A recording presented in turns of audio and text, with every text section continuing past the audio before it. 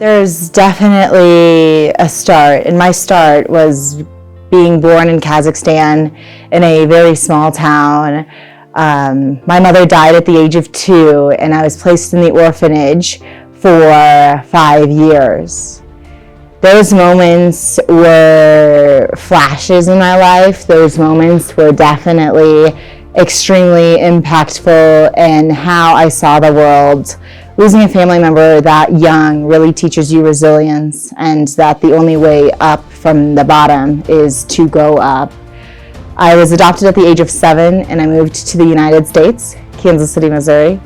From there, I never really understood my world.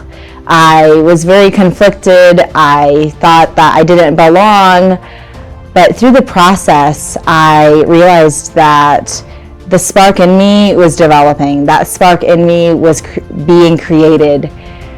I didn't really take passion for anything in what I do now until I was at the age of 12, when I started volunteering with Youth Volunteer Corps. I think that was my first connection to the community, because prior to this, I never was connected to the community. And it's all thanks to my parents for introducing me to one of the greatest gifts that I have yet to have received from them, Jesus Christ. And I do think that it is that introduction that has propelled me to the person that I am, to the change maker that I am, and ultimately to the leader that I am in the world. After I had volunteered with Youth Volunteer Corps, I really found that spark. I let it, go wherever it went.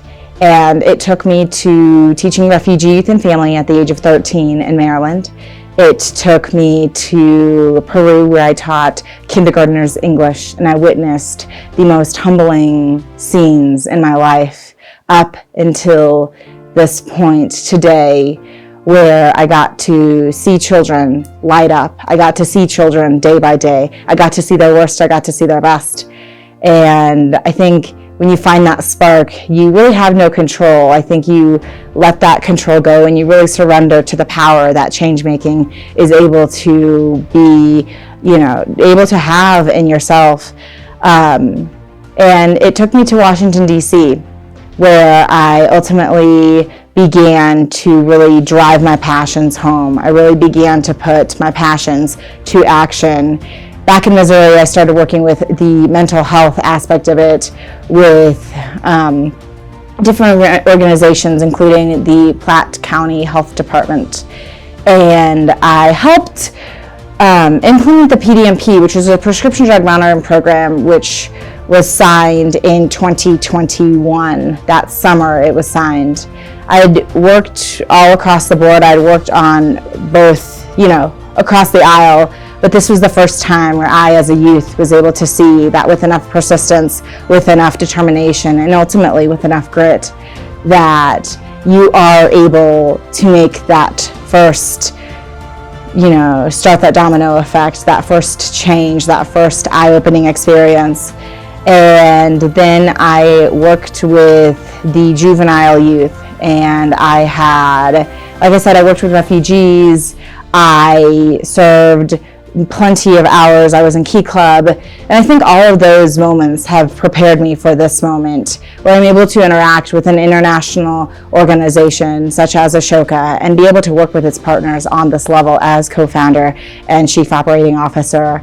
I never thought that at 21 I would be doing this and sitting here today giving my story, but I think it's a story worth telling, and it's a story that, with enough stories added, can definitely make the changemaker story that we hope to make. I'm Meshack Otieno. I'm a co-founder and chief executive officer at Awake. It's always been in my heart to want to collaborate with somebody to co-create systems and processes that are going to ensure that at Awake we achieve transformative impact. I've been able to drive this vision for the last 7 years, and I now felt the need to have a new person co-found with me to bring in new insights, bring in new directions, share in to this vision, meet the incredible young people in Mathare, and relook at the problems that they are facing and re-innovate a different pathway for the organization. And so for me, all that put together was the need to why I needed to co-found with somebody to really just bring a new dawn at Awake. It's been one of the most impactful experiences. It has changed me, it has challenged me, but ultimately it has made me want to be a better change maker. I've realized that the stereotypes that are in society do not have to be the stereotypes that are in your heart. And I think that tapping into your heart is one of the most vulnerable places, but it's also one of the most special.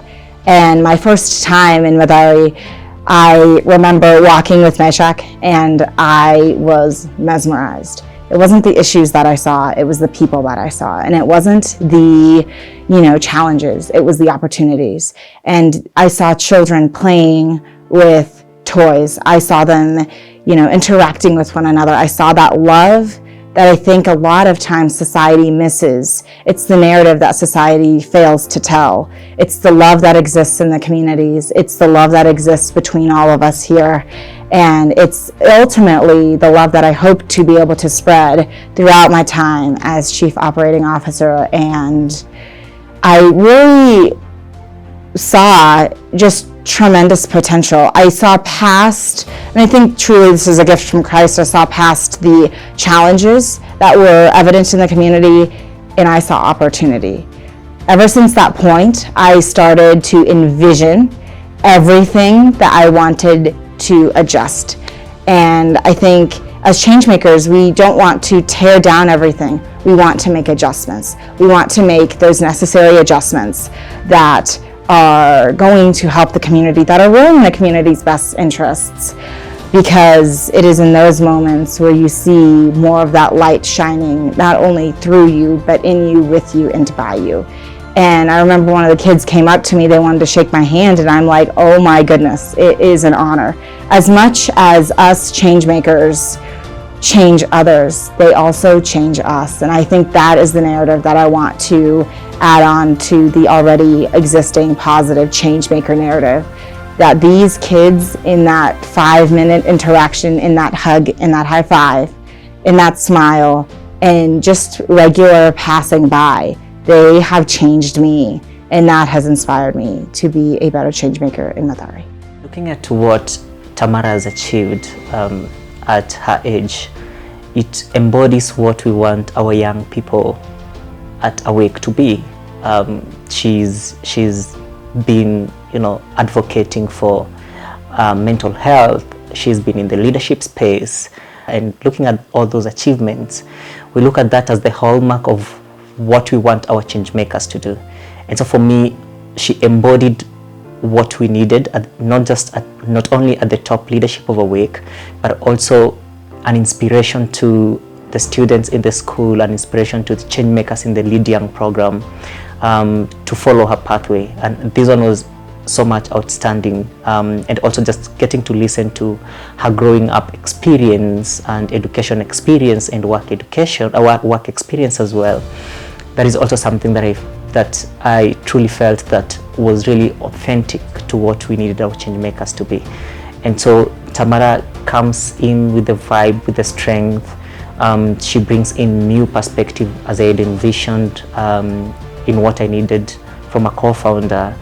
And I believe that all that put together, she was the best fit to come and help steer this vision to a new level of growth. It's a big vision. It definitely, I think my vision for Awake, my vision for Mathare is definitely an ambitious vision, just because there is that level of, I found that I've had to balance be realistic, but also strive and go, to the ends of the earth to be able to make your vision come true.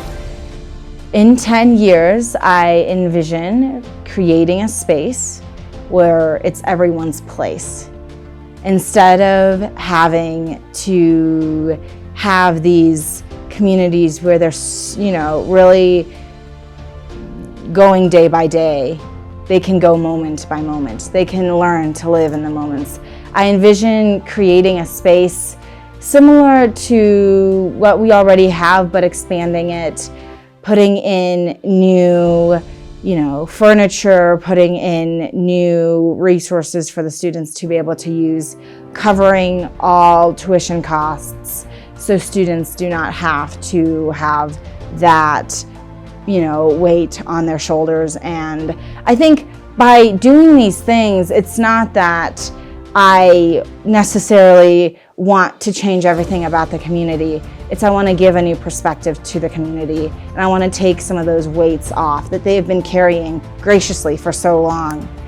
I think in a year, I envision having all tuition costs for all 60 students paid. I want to be able to take that off of them. In 2 years, I envision something like starting the brainstorming process for the new facility. And I think it definitely takes moment by moment and seeing them past for what they are. Again, it's seeing the opportunity in the midst of the hardships. It's seeing the potential in the midst of places where you never thought you would have potential given the stereotypes that society has. And it's really integrating these human beings into the society that I feel like excludes them sometimes and doesn't give them that full advantage, and seeing them for who they are. I think as co-founder and chief operating officer, I definitely want to give them that breath of fresh air and start working on the vision that I know we will accomplish through time. The vision is very clear. We are talking about what needs to happen today, tomorrow, and in the next 10 years. And so what you expect from us is to build on the vision that we already started 7 years ago. And this time, step by step, relooking into the problems of the slum dwellers and tailoring solutions towards, helping them get solutions to their problems as well. I mean tailoring programs that will help slum dwellers get solutions towards their problems. So what to expect from us is collaboration, is co-creation of processes, is expansion, and really getting solutions to the challenges that the slum dwellers are going through. And what we are saying is, not that we think we have the solutions to what the slum dwellers are facing, but we are involving them in the process, because we believe that those closest to the problem are the ones that are closest to the solution. And so we are going to work in handy with the communities, the underserved communities, to bring Awake to its next level of growth.